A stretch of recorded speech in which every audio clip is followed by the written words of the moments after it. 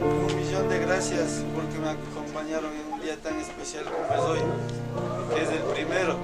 Ojalá me sigan acompañando siempre.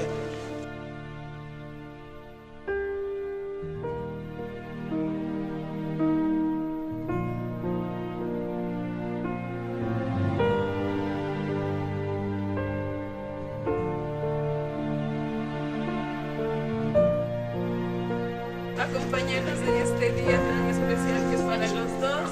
Gracias a papita y a mamita por ayudarnos, por aconsejarnos, por guiar el camino que nos depara, ¿cierto?